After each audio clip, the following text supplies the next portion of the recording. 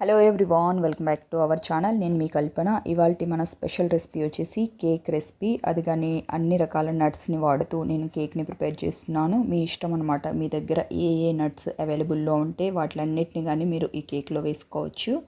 నేను నా దగ్గర ఉన్న వరకు చాలా వరకు నట్స్తోనే ఈ కేక్ని ప్రిపేర్ చేశాను. అన్ని ఇంట్లో ఉండే వస్తువులతోనే చాలా సింపుల్ అండ్ ఈజీ ప్రాసెస్లో కేక్స్ని ఈ విధంగా రెడీ చేసి పిల్లలకి పెట్టి చూడండి. వాళ్ళు చాలా ఇష్టంగా తింటారు. అందులోనూ మనం ఇంట్లో చేసి పెట్టాం కాబట్టి హైజీనిక్గా చేసి పెట్టామన్న తృప్తి మనకు ఉంటుంది. చూసారు కదా ఎంత స్పాంజీగా ఉందో. ఈ స్పాంజీ కేక్ని ఎలా ప్రిపేర్ చేసుకోవాలనే విషయాన్ని ఇప్పుడు చూసేద్దాం. ఈ కేక్ని ప్రిపేర్ చేసుకోవడానికి ఒక మిక్సింగ్ బౌల్లోకి ఒక హాఫ్ కప్ వరకు పంచదార పొడి, అలాగే 3/4 కప్పు వరకు చిక్కటి పెరుగుని తీసుకోండి. అలాగే ఒక పావు కప్పు వరకు ఫ్లేవర్లెస్ ఆయిల్, నేను ఇక్కడ సన్ఫ్లవర్ ఆయిల్ని తీసుకుంటున్నాను. ఫ్లేవర్లెస్ ఆయిల్ ఏదైనా వాడుకోవచ్చు. బాగా విస్కర్ సాయంతో బీట్ చేసేసి తీసుకోండి.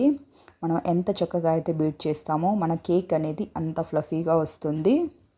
ఈ విధంగా బీట్ చేసుకున్న దీంట్లోకి ఒక హాఫ్ టేబుల్ స్పూన్ వరకు వెనీలా ఎసెన్స్ని వేసుకుంటున్నాను. వెనీలా ఎసెన్స్ మీ దగ్గర అవైలబుల్లో లేనట్లయితే ఒక హాఫ్ టేబుల్ స్పూన్ వరకు మీరు యాలకుల పొడినైనా వేసుకోవచ్చు. దీన్ని కానీ బాగా మిక్స్ అయ్యేలాగా మిక్స్ చేసేసి తీసుకుందాం.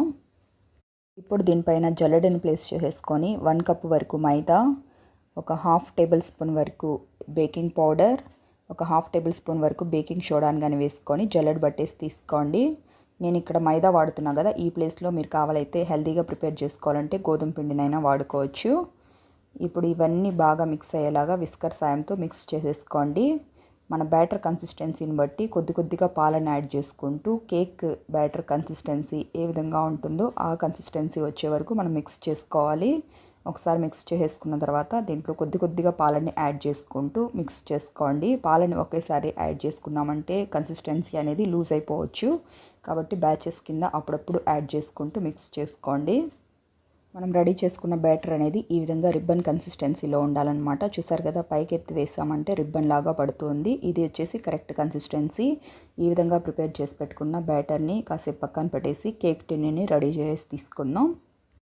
ఈ విధంగా ఒక కేక్ టిన్ని తీసుకొని దీంట్లోకి కొద్దిగా ఆయిల్ని వేసుకొని చేత్తోని గ్రీస్ చేసేసి తీసుకోండి. మీ దగ్గర బ్రష్ ఉంటే బ్రష్తో అయినా గ్రీస్ చేసేసి తీసుకోవచ్చు.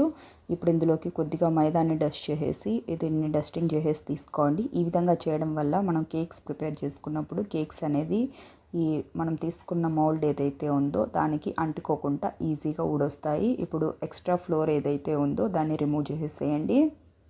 ముందుగా ప్రిపేర్ చేసి పెట్టుకున్న బ్యాటర్ మొత్తాన్ని కానీ కేక్ టిన్లో వేసేసుకోండి.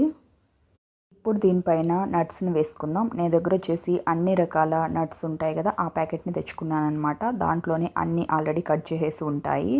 కాజు, బాదము, కిస్మిస్, అలాగే కొన్ని పిస్తాలు, గుమ్మడి గింజలు, పుచ్చగింజలు, అలాగే ఎండబెట్టిన ఫ్రూట్స్, అంతేకాకుండా ఇందులో టూటీ ఫ్రూటీ కానీ ఉంటాయి, అలాగే అవిసె గింజలు ఉంటాయన్నమాట. వీటిలన్నిటిని కానీ యాడ్ చేసుకుంటున్నాను. మీరు ఇవే యాడ్ చేసుకోవాలని రూల్ ఏమీ లేదు. మీ దగ్గర ఏ నట్స్ అవైలబుల్లో ఉంటే వాటిని వాడుకోవచ్చు. ఈ విధంగా నట్స్ అన్నీ వేసుకున్న తర్వాత 2 సార్లు ట్యాప్ చేసేసి తీసుకోండి. ఈ విధంగా చేయడం వల్ల కేక్ టిన్లో ఏదైనా ఎయిర్ గ్యాప్స్ ఉంటే ఫిల్ అవుతాయి. ఇప్పుడు స్టవ్ పైన నేను ఆల్రెడీ మందపాటి కడాయి పెట్టుకొని ప్రీహీట్ చేసి పెట్టేసుకున్నాను. దీంట్లోకి కేక్ టిన్ను పెట్టేసి దీనిపైన లిడ్ని క్లోజ్ చేసేసుకొని ఒక 30 మినిట్స్ పాటు బేక్ చేసుకున్నామంటే మన కేక్ అనేది రెడీ అయిపోతుంది. మనం కేక్ని బేక్ చేసుకోవడానికి లో టు మీడియం ఫ్లేమ్లోనే బేక్ చేసుకోవాలి.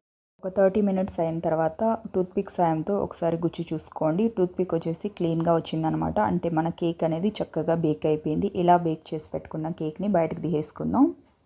ఈ విధంగా బయటకు తీసి పెట్టుకున్న ఈ కేక్ టిన్ పైన క్లాత్ని కప్పేసి పూర్తిగా చల్లారనివ్వండి. మన కేక్ వచ్చేసి పూర్తిగా చల్లారిపోయింది. ఇప్పుడు దీన్ని నైఫ్ సాయంతో ఎడ్జెస్ని లూజ్ చేసేసి తీసుకుందాం. ఇప్పుడు ఈ కేక్ని డిమోల్డ్ చేసేసి తీసుకుందాం. చూసారు కదా, వెనక వైపు కానీ మన కేక్ ఎంత పర్ఫెక్ట్గా బేక్ అయిందో. చాలా అంటే చాలా స్పాంజీగా వచ్చింది. ఇప్పుడు ఈ కేక్ని వేరే సైడ్కి టర్న్ చేసేసుకొని చూసుకున్నట్లయితే చూసారు కదా, కేక్ 2 వైపులా కానీ ఎంత స్పాంజీగా పర్ఫెక్ట్గా బేక్ అయిందో. ఇప్పుడు దీన్ని మీకు నచ్చిన విధంగా పీసెస్ కింద కట్ చేసేసి సర్వ్ చేసుకోవడమే. పిల్లలకి కేక్స్ని కట్ చేసి ఇచ్చేటప్పుడు ట్రయాంగులర్ షేప్లో లేదంటే రెక్టాంగులర్లో మీకు ఏదైనా వెరైటీ మౌల్డ్స్ ఏమన్నా మీ దగ్గర ఉన్నట్లయితే వాటితో కట్ చేసి ఇచ్చి చూడండి. వాళ్ళు చాలా ఇష్టంగా ఎంజాయ్ చేస్తూ తింటారు. చూసారు కదా, కట్ చేసి చూసుకున్నా కానీ ఎంతో స్పాంజీగా వచ్చిందో. ఇలా ప్రిపేర్ చేసి పెట్టుకున్న ఈ కేక్ని పిల్లలకైనా పెద్దవాళ్ళకైనా ఇచ్చి చూడండి. అందరూ కానీ చాలా ఇష్టంగా తింటారు. ఈ కేక్ అయితే చాలా స్పాంజీగా మంచి టేస్టీగా, ఆల్రెడీ మనం నట్స్ అన్నీ వేసుకున్నాం కాబట్టి మధ్య మధ్యలో నట్స్ తగులుతూ చాలా టేస్టీగా వచ్చింది. ఫ్రెండ్స్, మనం టుడే చెప్పుకున్న ఈ స్పాంజ్ కేక్ రెసిపీ అయితే మీకు నచ్చిందని అనుకుంటున్నాను. మీరు మీ ఇంట్లో తప్పకుండా ట్రై చేసి ఈ రెసిపీ మీకు ఎలా వచ్చిందో కమెంట్ సెక్షన్లో తెలియజేయండి.